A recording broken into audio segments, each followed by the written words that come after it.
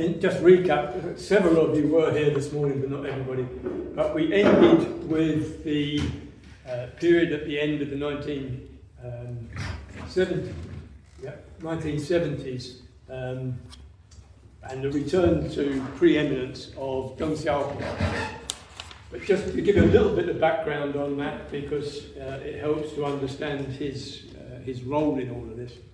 Deng Xiaoping was identified as a capitalist roader under Mao Zedong. What that actually meant was that he thought the bureaucratic planning needed balancing with a relaxation of commercial rules for things like retail and commerce. He thought having everything under state control was actually producing an unbalanced economy, and he was completely right on that. And the way to rectify it and stabilise things was to make some market reforms, even in the 1960s. So his background was that wing of the bureaucratic caste that controls China. The session that we're going to deal with now is what happened essentially after the death of Mao Zedong. Mao died in September 1976. And it's worth just recapping on the state of China at that point. Because after the chaos of the Cultural Revolution, which some of us discussed earlier, China was essentially under martial law from about 1970 to the death of Mao, 1976. That meant things were stable, they were fairly peaceful, they were able to implement and complete several of the projects envisaged in earlier 5-year plans, and the stability in the country generally allowed a bit of an increase in agricultural production. But, there was a very big but. The growth rate of the population was higher. This was really the longest period of stability in China for over 100 years. And naturally, of course, with stability, you get population growth. So, although they point to growth figures as being not bad, 4%, 10%, but they were not keeping up with population growth. And at least the leadership of the bureaucracy were well aware of this. So, when Mao died,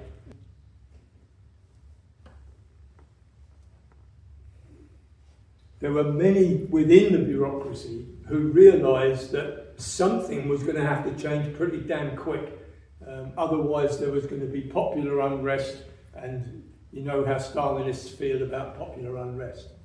So, initially, the first thing to do was get rid of the Gang of Four, who you've probably heard of, Jiang Qing, Madame Mao, and 3 others from the Cultural Revolution. They were simply imprisoned. Initially, Mao's position as chair, well not as chair, but as the head of the party, was taken over by Hua Guofeng. But he was only kept in power for a couple of years, and everyone knew he was a stopgap. The important person was Deng Xiaoping. Deng Xiaoping had been all the way through the Long March. He knew Mao, he knew Zhou Enlai, he knew Liu Xiaoqi. He was one of that layer, although he was younger than that generation. As a result, although he was identified as a capitalist roader during the Cultural Revolution, he was not cut up in little bits. His plane was not shot down over Mongolia like Lin Biao. Instead, he was in effect sent into internal exile.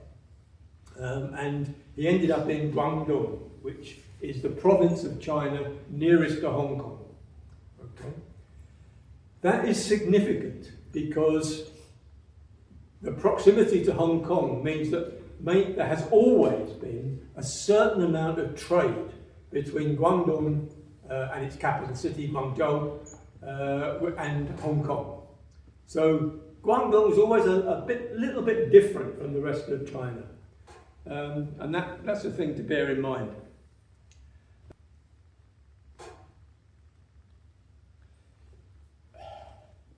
Deng was invited to return to Beijing which is another way of saying that he made sure that he was going to come back to Beijing, because much of the rest of the bureaucratic caste already recognised that he was the inheritor of the past experience. He became known as the paramount leader, not, as you might guess, not an elected position, but one that gave him considerable, complete authority. His period in government is generally seen by just about everybody as a turning point in Chinese history. Right? And whether you think it was good or bad, turning point it was. A few things to stress just on this. Deng had always, as I say, had a preference for using market reforms to try to balance and stimulate the planned economy. Everyone in the leadership knew that decline was on the cards and that something had to be done.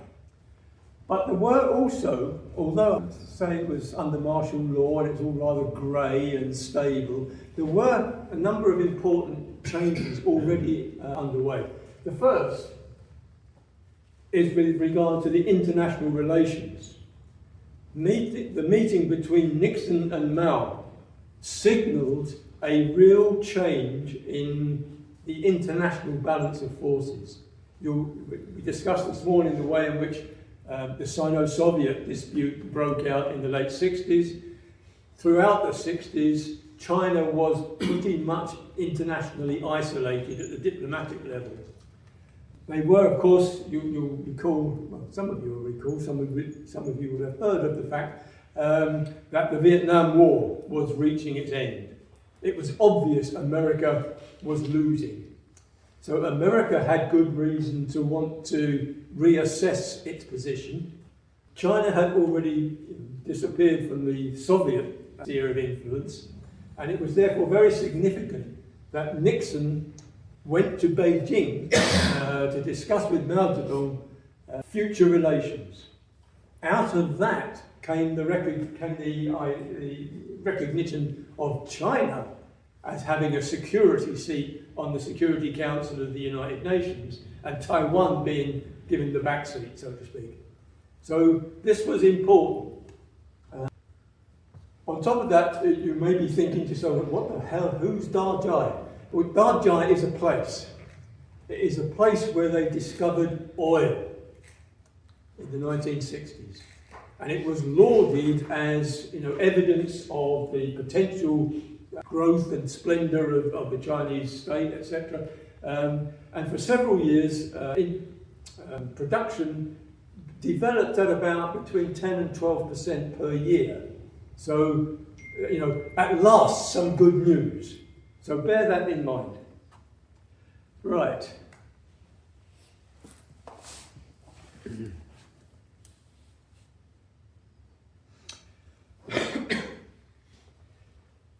Pulling all this together, right, there's the prospect of decline, there is the background of martial law and the chaos of the Cultural Revolution, there is return or the rise of the paramount leader. The paramount leader has noticed that in Guangdong, everything is a lot easier than in the rest of China. Why? Because they have trade with Hong Kong.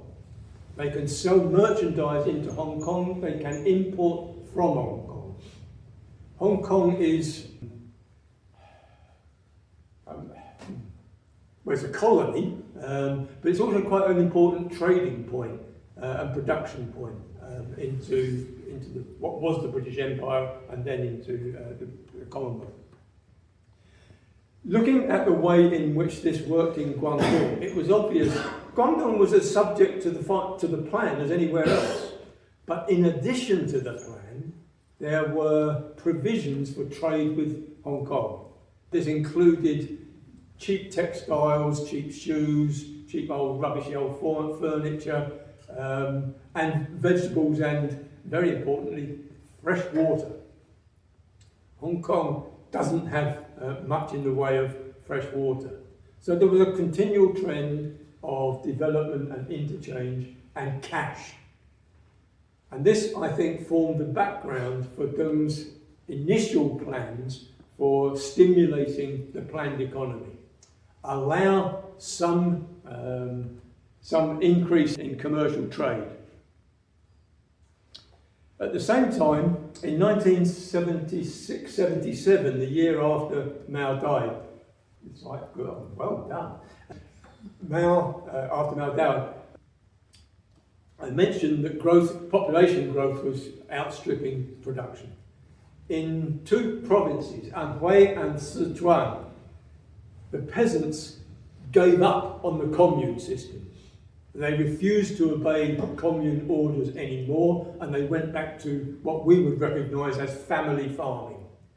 This was an extremely sensible thing to do on their part. On the grounds as discussed earlier, the peasantry across China knew perfectly well what ought to be grown where. Yeah? Their families had been doing this for the last 2,000 years. They know how to grow rice. They know how to grow fruit, they know how to grow vegetables, and they know that you don't just grow rice. You grow a selection of materials, and that increases your productivity. So, normally, of course, if you refuse the instructions of the commune leadership, otherwise known as the Communist Party of China, you suffer, and you suffer quite badly. It's very difficult to start punishing people when they're increasing production. And when everyone in the commune district, communes cover population usually of anything up to 150,000 people. I mean, it's not just a farm, okay? It's a whole district. Everyone in it knew that the peasants who started going back to family farming were doing much better. The next season, more families joined in, and the next season, and so on. And far from punishing them, Deng Xiaoping thought, we could use this. This is actually quite a good idea. But at the same time, it was essential, because of the planned economy generally, that certain volume of crops had to be produced for the cities, because the workers in the cities had the right to rations. So somehow they had to balance the initiative of the peasantry with the state requirements for the procurement of food. And they used a principle that was very, very similar to what they did in 1921 in the Soviet Union. They allowed peasants to grow as much as they could with a quota that had to be supplied to the state. Anything above the quota, the peasants were free to sell. And this, as in the Soviet Union actually in 1921, this immediately led to an increase in output.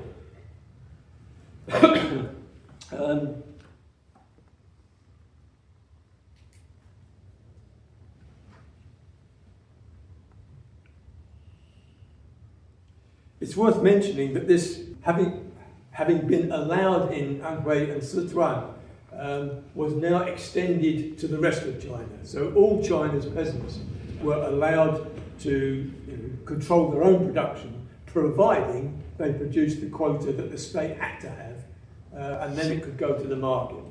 And this, of course, was quite a stimulus, because it not only made sure that the peasants themselves had enough to eat, it meant there was the beginning of agricultural trade in the countryside. In the years between 78 and I think it was 84 or 85, there was a doubling of the numbers of markets in China, from around about 36,000 markets up to something over 65,000 markets. And that gives you an indication of the revival of rural activity, exchange, a bit more money in people's pockets. And that meant not only that the peasants were able to eat a bit better, but they could perhaps invest in a new chair or a table for the kitchen, or perhaps a slightly better pair of jeans or something. So trade began to be stimulated within the countryside. Now this was very successful. And Deng thought to himself, he thought, we could do with some more of this, and concluded that perhaps if they applied a similar sort of system to industrial production, then they could stimulate industrial production at the 10 or 12% per year that agricultural production increased over these years.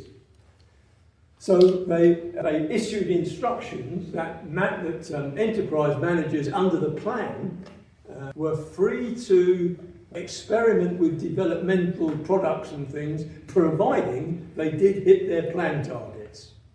Okay, this was an attempt to transplant from agriculture to industry. However, it didn't work. And it didn't work because everything within the planned economy was planned. You couldn't sort of make something else as well as your normal product, because you didn't have the supplies for it, you didn't have the raw materials, you didn't have the machinery, you didn't have the warehouses, and so on. So although market reforms stimulated agriculture, it really didn't make much difference within the industrial economy.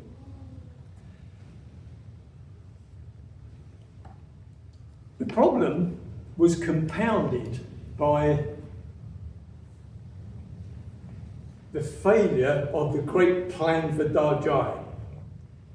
And I mentioned earlier, Deng was increasing production at 10-12% per year, quite respectable.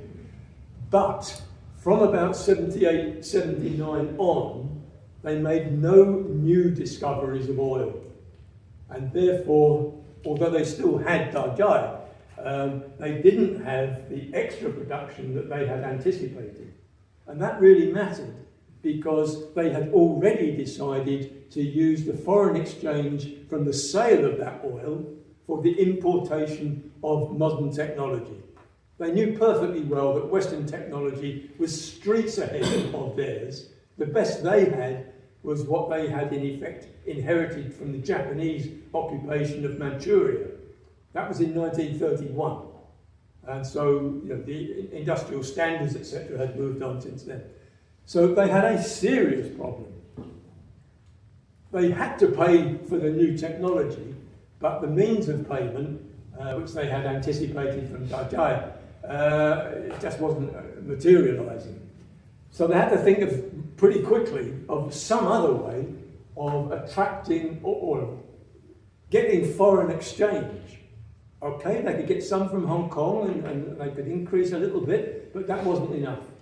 And so they hit upon the idea of what came to be known as special economic zones.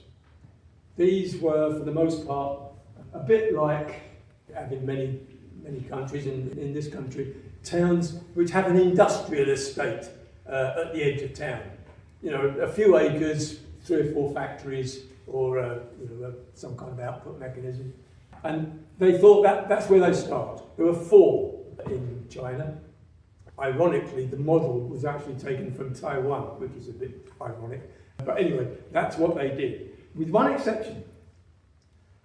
They also had a special economic zone close by to Hong Kong, called Shenzhen. The first time I went near Shenzhen, 1976, I think it was a little fishing town, just over the border from Hong Kong. It now has a population of 18 million. So this was a plan that worked in its own way.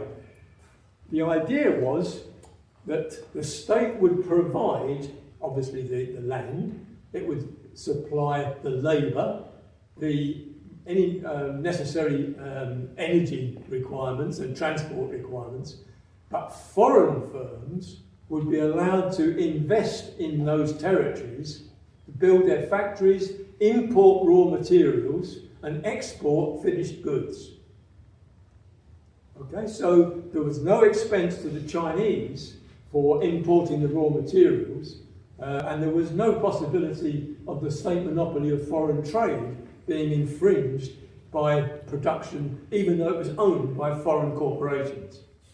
And this was a model which they thought could provide them, because obviously the capitalists had to pay a rent on the land, and they paid a tax on the exports. This provided foreign exchange, which allowed them to pay for the technology that they needed to import. Okay, so this was the first, if you like, systematic change in production relations. And they didn't take off all that quickly, but nonetheless they did begin to earn foreign exchange. This was something that could be made to work. So we begin to see Deng Xiaoping making a difference.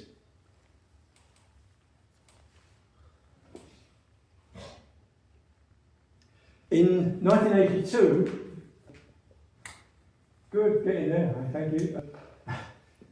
1982, they decided on further reforms to give a bit more stimulus to the planned economy.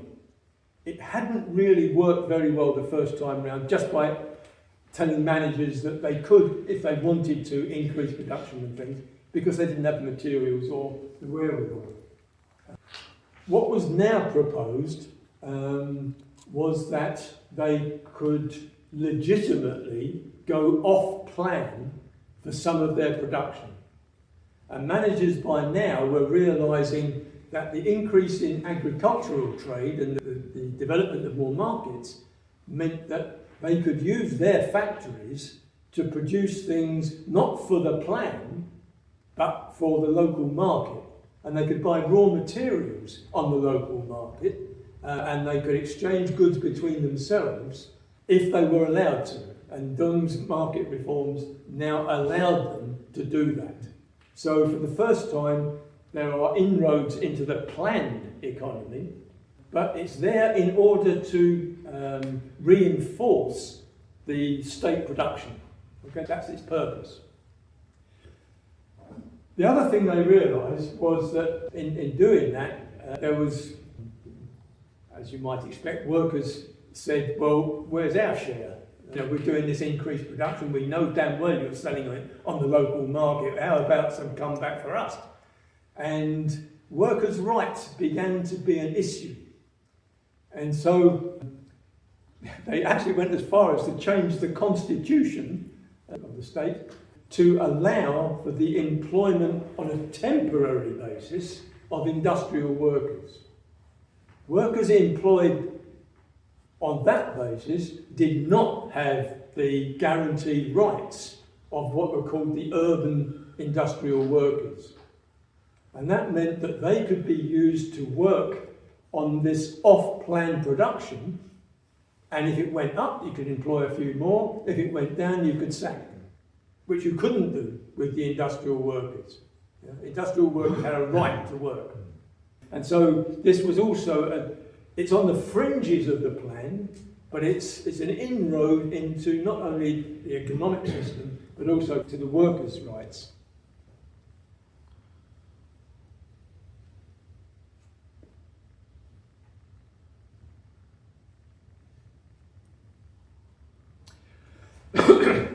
So we now have a situation in, let's say, 1982 to 1985, that kind of period, where agricultural production has gone up pretty steadily for several years now. There are more markets. The industrial economy is beginning to relate to those markets and to gain from them. The SEZs are exporting internationally and beginning to learn what are the standards expected in the West if you want to sell goods. So this is all beginning to change. Into the bargain, this is the last one on this bit, the communes were never part of the planned production.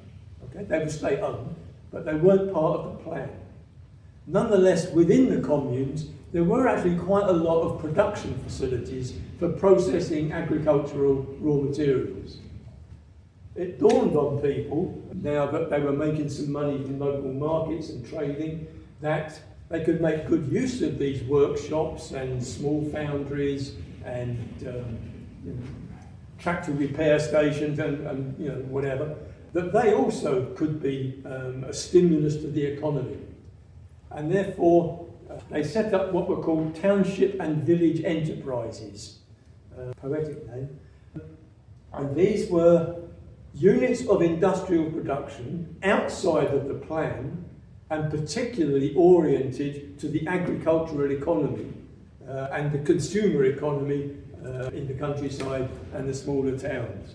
So again, this is a new development which is not directly a threat to the plan, but it is certainly beginning to integrate and to develop this rural economy which is outside of the plan altogether. And this is the very important step forward. So next one. I think we've got all of that. Yeah. Okay, so what we have now, we have the planned economy, which is running along rather grudgingly, as it always has done, and we have a developing market economy, particularly in the countryside and particularly with Hong Kong. And we have the SEZs earning a certain amount of foreign exchange, still not as big or as productive as it had been hoped, but nonetheless they were a steady source of income. But what this meant, particularly with the development of off-plan production in the industrial sector, was that there was competition between planned production and off-plan production. Off-plan production, the managerial elite could dictate their terms and their prices. At the same time, they might be producing exactly the same goods for the plan. Similarly, the peasantry is still producing its required quota for the state, but also producing its own product. This generated a situation, in effect, of dual pricing. So, goods which were part of the quota could exchange, but at different prices from the market prices on the off-plan production. And similarly, increasingly, industrial production which was made for the plan, it was possible because of relaxations that off-plan production could be sold to on-plan producers for a lower price, and therefore they could have a little bit of excess which they could invest for something they wanted to do. So gradually, market relations began to influence the plan system itself. But most particularly, you had this system of dual prices. What was the official price and what was the market price? And this led basically to a black market. And therefore, increasingly, there were people whose only business was business. And they became very adept at buying from the right places, buy cheap, sell dear. They cultivated the local authorities and institutions, and you won't be surprised to learn that every damn one of them was a member of the Communist Party. Okay? Communist Party by this stage is somewhere in the region of 40 million people. You talk about a party, that's a party. 40 million. And they held posts of responsibility and leadership everywhere. So if a market trader wanted a loan from the state bank, you'd go and see the CP secretary, who was also the bank manager, as it happens. And so all of this begins to establish different relationships.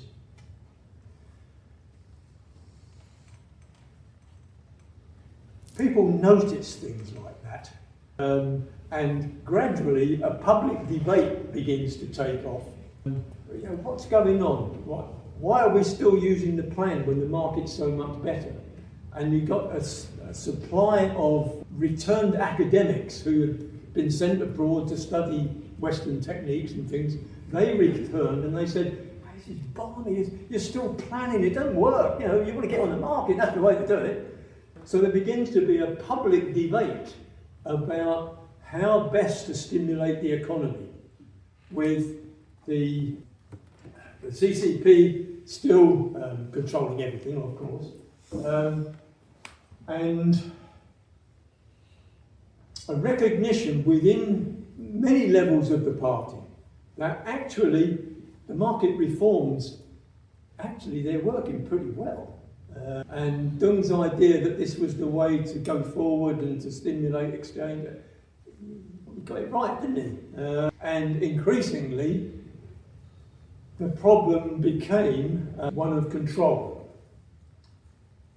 It was such a big debate. I mean, it was in the newspapers, magazines, radio programs, etc., etc. And this, of course, reached right into the party itself. And one of them, I think he was the vice chairman of the party, Hu Yaobang, let it be known that he favoured this open discussion and that it should be stimulated, taken seriously, and new ideas be developed and reforms in order to maintain the state as a prosperous state and so on. So, one of the things that emerged through the public debate and the increasing influence of CP managers of factories was that the real limitation was on workers' rights. And this led to a further constitutional reform which reduced workers' rights a bit further. The permanent workers still had all their rights, but now they could open up whole sections of industry which would be outside of the plan and basically subject to the market. And workers there would not have the same rights. So this is another relaxation. In 1988, maybe, wasn't it? So, late 1980s, big democratic debate going on, changes in workers' rights, dual pricing, lots of argument, reaches right into the height of the Communist Party. Even Hu Yaobang let it be known that he thought this was okay. And Deng Xiaoping said, bloody hell it's okay, this is dangerous. This is becoming too open. There is too much debate. The party decides what will be done, not the newspapers. And therefore, there's a bit of a change in the atmosphere. Hu Yaobang is sacked. He still retains his membership of the Politburo, but he's sacked as the vice chair. And there is a general sort of cooling of the atmosphere. And censorship is reimposed. More stories about how the black marketeers are fleecing everybody, more condemnation of people taking liberties, and so on.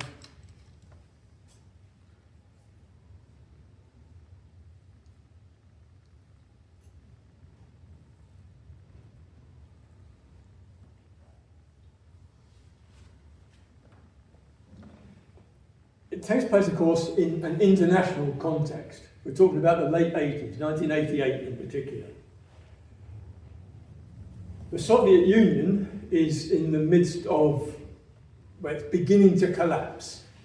We've already had Solidarność and the reform movements in Eastern Europe, and the Chinese leadership is well aware of the widespread discontent with action and therefore looking for change.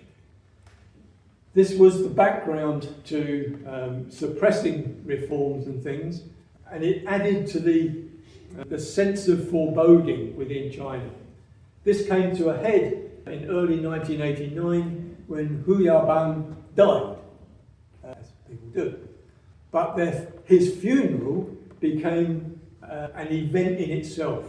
Public demonstrations of sympathy for his ideas, reassertion of his support for the reform movement and for public debate, and so on. This culminated, of course, as you've probably guessed, in the occupation of the square of Tiananmen in Beijing, just at the time when, of all people, Gorbachev is scheduled to arrive. The CCP leadership is absolutely terrified at what kind of reception Gorbachev would get when he arrives in Tiananmen Square to go in to Zhongnanhai, the state compound. and therefore they smuggle him in through a back door, admitting publicly, in fact, that they wouldn't be able to control what might happen. Gorbachev was seen as, by the democracy in China, as a great hero, a person who was in favour of glasnost and perestroika and all of that. And the masses occupy Tiananmen. Tiananmen is not just a square like Trafalgar Square or something. It's a huge area of Beijing. Holds tens of thousands, well over 100,000. And it was solid with students, workers. There was the autonomous Beijing Workers' Federation turned up, which was a new departure, to put it mildly. And Zhao Ziyang, another leading CCP member, actually visits the student occupation to say that they really, they shouldn't go too far, but he was on their side.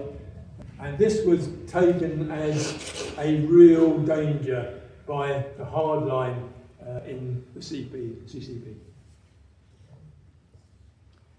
What it led to, and of course you all know this, June the 3rd, June the 4th, the massacre of Tiananmen. Exactly how many thousands were killed on the square itself, no one really knows. But the suppression was very real, it was very bloody, and it spread very rapidly to the whole of China, because there were risings in many of the major cities in support of Tiananmen, which were then suppressed by the PLA.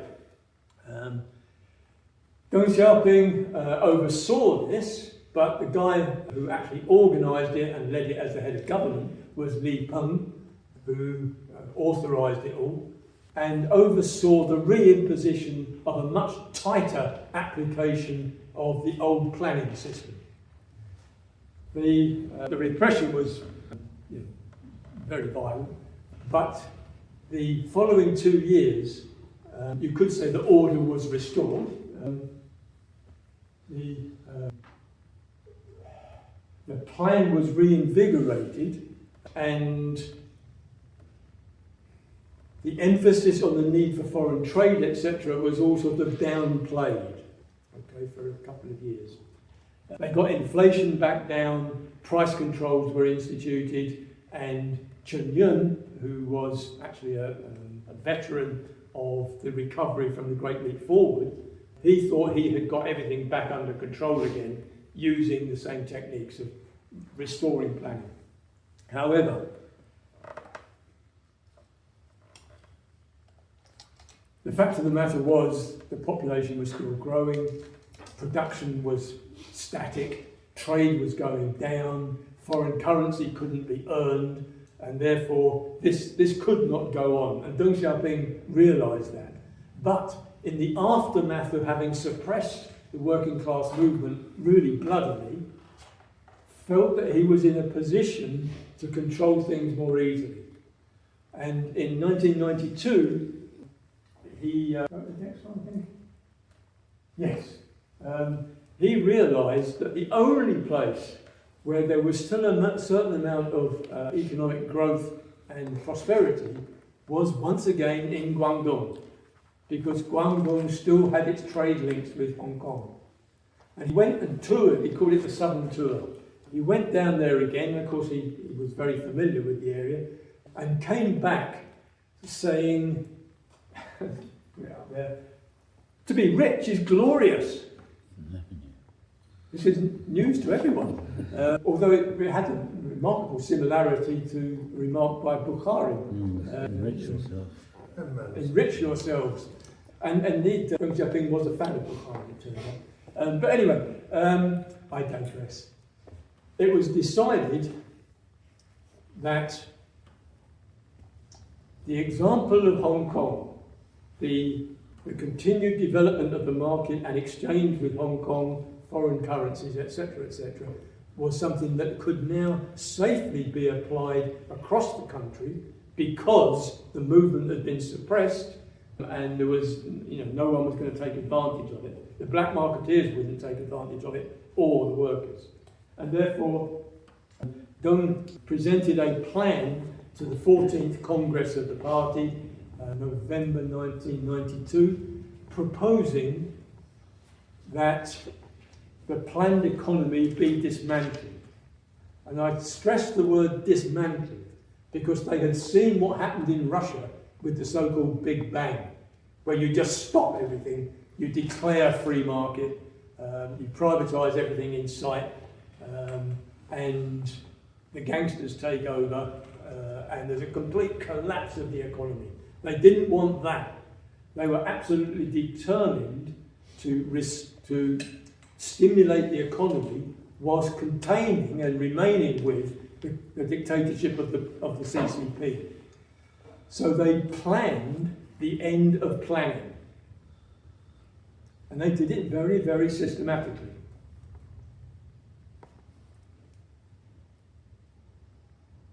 So in 1992 at the Congress, it was agreed that the existing system had to be dismantled in favour of a system of commercial production, commodification, which they called the socialist commodity market.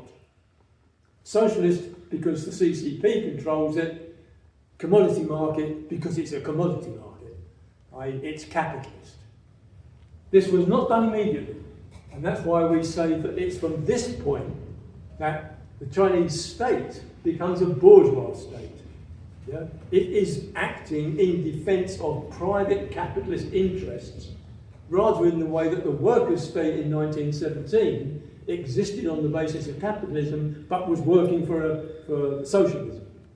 So we date the restoration of capitalism as a state to 1992.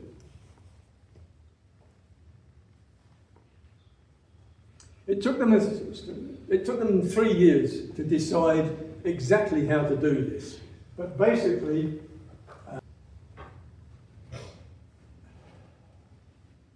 they allowed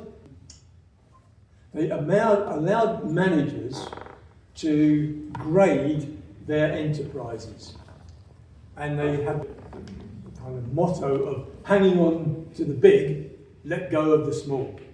So enterprises above a certain scale of employment and production would remain state-owned, but they would be required to operate on a commercial basis. Okay? They would, in other words, become, if you like, state capitalist corporations, owned by the state, but acting as commercial entities. Smaller but viable enterprises would be privatised, quite openly privatised. The smaller and non-viable enterprises would simply be closed down as not economic. At the same time, because management had to function on a commercial basis, workers lost all of their statutory rights, what was nicknamed the Iron Rice Bowl. The Iron Rice Bowl meant guaranteed rations, guaranteed employment, guaranteed education, guaranteed healthcare, and guaranteed housing. Yeah? If you worked for a state-owned enterprise, that's what you got. It weren't pretty, but it was guaranteed. That was taken away overnight, and all of a sudden, workers, the urban workers, discovered that they had to pay rent. They only got they had to pay for schooling, they had to pay for health, etc. So, at the same time, the management was entitled now to sack workers who were not commercially necessary. And I explained this was more than it sounds like. There's a steelworks outside Beijing, 20th century steelworks. It had 1 million employees. Imagine a steelworks with 1 million employees. Why? Because everyone in the city was employed by the steelworks. So the hospitals, the schools, the housing, the road management, the bus service, the train service, all of them technically worked for the steelworks, because that's part of the plan. And that's how they got their support, etc. So overnight, the 20th century steelworks sacked almost 1 million people and ended up with a workforce of about 40,000, which is what you'd expect for a not very efficient steelworks. So that's the scale of what suddenly hit the working class in the mid-90s. This was the restoration of wage labour as a commodity. This is when a capitalist economy begins to operate. The state became capitalist when it decided to bring this about. The economy became capitalist when it became reliant on the commodity and the exploitation of labour power. And that's what happened. Between 20 and 40 million workers were sacked within a matter of 3 years from the state-owned enterprises.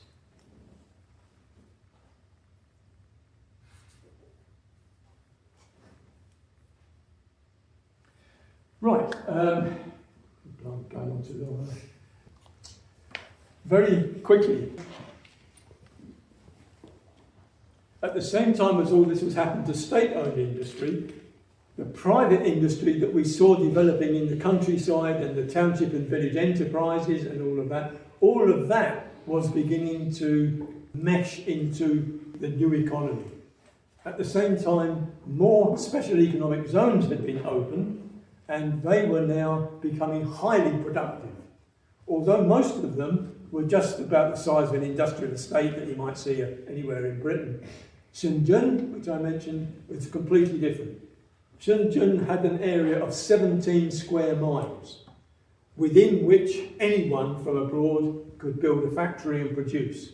So it rapidly grew because all the production facilities in Hong Kong were simply transferred to Shenzhen and began earning. So the system of, as it were, stimulating the plan has now been reversed into the old planned property becoming the infrastructure, if you like, for a highly developed commodity economy. That, of course, meant that with the development of labour power as a commodity and capitalism, you start to develop capitalists. And many of the initial capitalists were the former plant managers, you won't be at all surprised to learn, many of whom had used the 3 years to cook the books to prove that their particular enterprise was absolutely completely bankrupt. Wasn't worth a penny. Until the day after it was privatised. And then suddenly it was worth quite a lot and it was theirs. So the economy begins to burgeon and to grow. That was completed by about 1997. At the same time, we had the East Asian currency crisis. I won't go into all of that, but there was a collapse of many of the East Asian currencies. As a result, firms in those countries decided to transfer production from Burma, Malaysia, Thailand, etc., into China to take advantage of these new the SEZs and the concessions to foreign capital.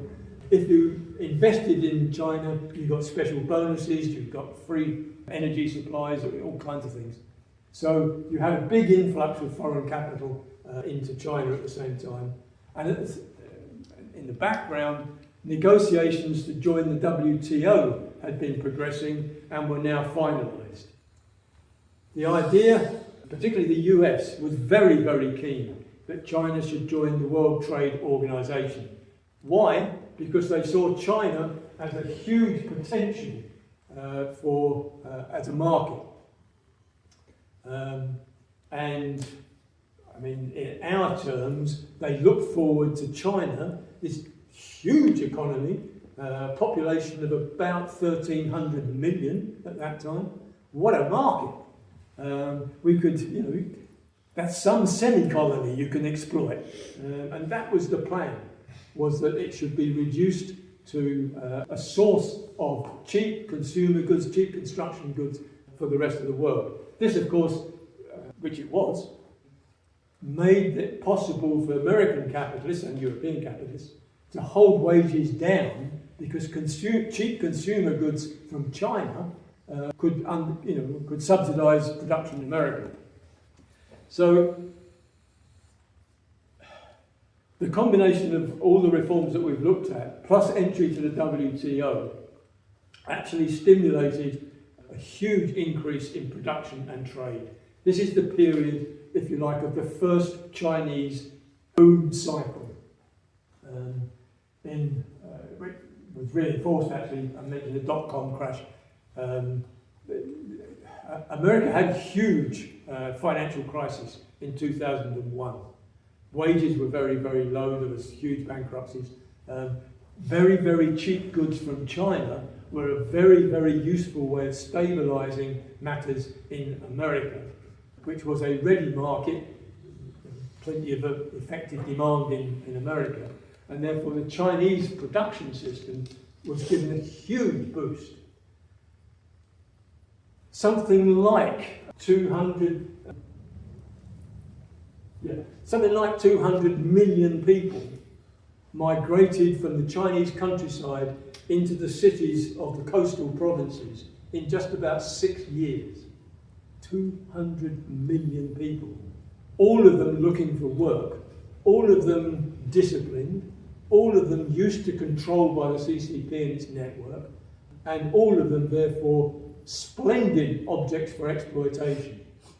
And the flood of goods coming from China as exports just went up and up and up, because almost all products they could undercut any other country. And it became common in the markets of the West when people were making their sales plans and things, they would start by saying, what's the China price? Because the China price was always going to be the cheapest. And that stimulated China on a scale that no one had ever seen anywhere. This was incredible. Workforce grew, including the state-owned, so something like 300 million workers just within that short span of time.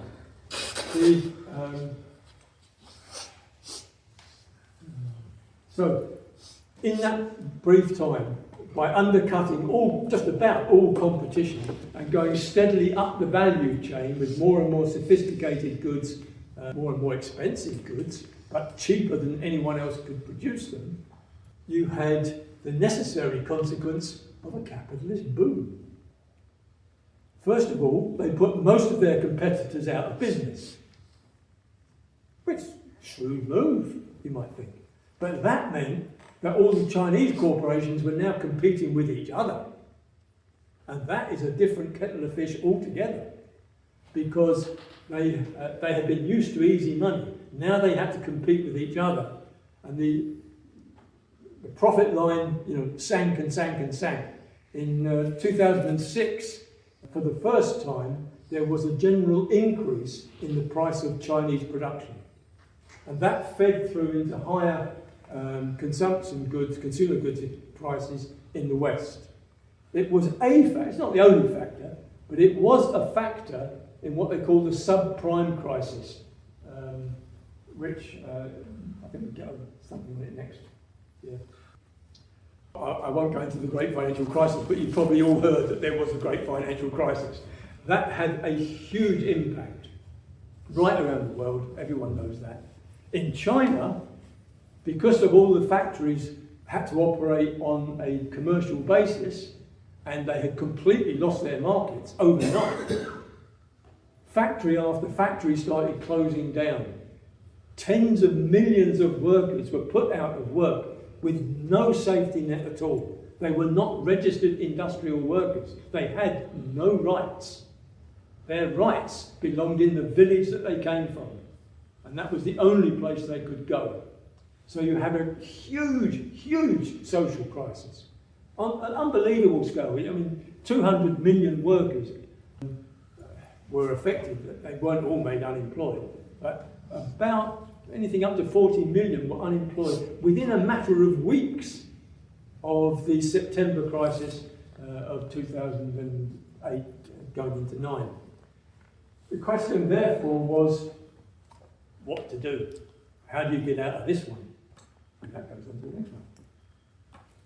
I should have to speed up a bit. In the US, the answer was to bail out the banks. basically. I don't go into the detail, but you're probably aware that they spent something in the region of $450 billion bailing out bankrupt banks and other financial operations. As it happens, the Chinese investment was of a similar sort of size, about 450 billion. But they used it to invest. They subsidised wages to some extent to keep essential services going, but they also developed a plan for overcoming the problem that they'd got themselves into. What they realised was that they couldn't have an economy that was solely built on exports, that they had to invest in China itself.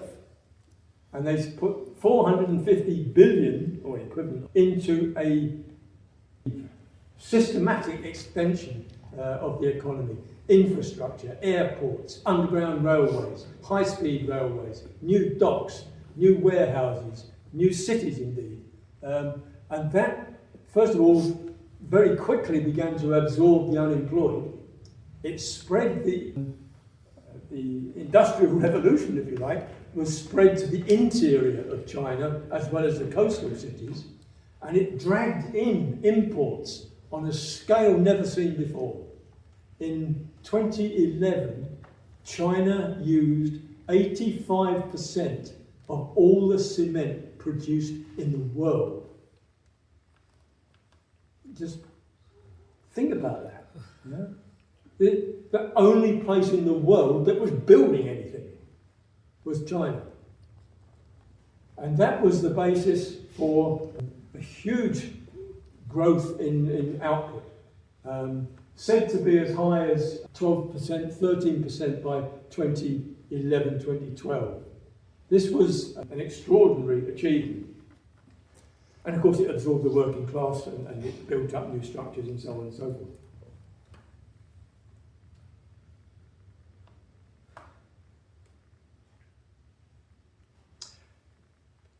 I need to speed up. The significance of this was that China became a powerhouse within the whole global economy.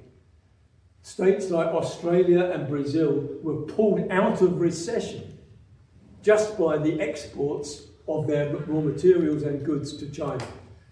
That underlines the fact that China now was a major factor in the entire global economy. It was no longer a question of, America making it a semi-colony. That was off the agenda completely. China now was a world power. In other words, China now was an imperialist power. Its capital was so highly developed that it influenced the entire global economy. On the other hand, it was a very new imperialism and didn't have all of the features that you might expect of somewhere like America or Germany or somewhere. So it had to take important decisions to buttress this newfound importance. It had to develop its armaments. It had to develop its global reach. And it did this with an important change in the politics. This was when Xi Jinping became the head of the party and then the president of China. Unexpectedly, because the previous vice premier, Li Keqiang, was expected to take over as normally happened. But Xi Jinping was brought in because he represented an entirely, well, perhaps not entirely new, but represented a really coherent policy for how to deal with China's newfound status. And this was the Belt and Road Initiative. People get confused about what's the belt and what's the road. Funnily enough, the road is the sea around from China through the Malacca Straits, south of India and out into the world. That's the new road. The belt is actually the road transport system from China to Europe and indeed to Africa actually. It comes from the idea of the Silk Road that used to exist in the Middle Ages. So the new road was was China's expanded production systems. Okay, so with that, China begins to build the buttresses and the infrastructure of its role now as an imperial power. It begins to invest in other countries, not just to sell them goods, but to invest in them for production and for hospitals and roads and railways, in a way not so different from what the British did in the 19th century, with at the time the latest technology projected overseas. That not only secured markets, but it also guaranteed the supply of raw materials to China, and it left the receiving countries in debt to China. So, for example, famous example in Sri Lanka, they built a new port, a place called Hambantota on the south coast, which the Chinese built it on the agreement that the Sri Lankan government would repay on a fixed basis, blah, blah, blah. And if it didn't, then Hambantota would resort to Chinese ownership. Within 10 years, Sri Lanka couldn't pay even the interest on the debt, and therefore Hambantota now is a Chinese port on the south coast of Sri Lanka, which is capable of supporting military shipping. Okay, so you begin to see the plan. China is expanding internationally, it's investing internationally, it's building new trade routes, guarantees raw materials, it no longer pays for oil with American dollars, it swaps oil for Chinese industrial goods, so they don't have to pay dollars. And it is now well on the way to establishing itself as an imperialist power.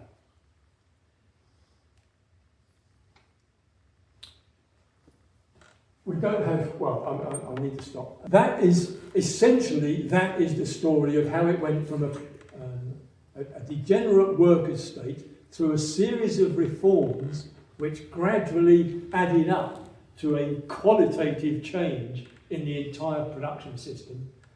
It was so successful they could expand globally, and a global power under capitalism is an imperialist power, and that is what China now is.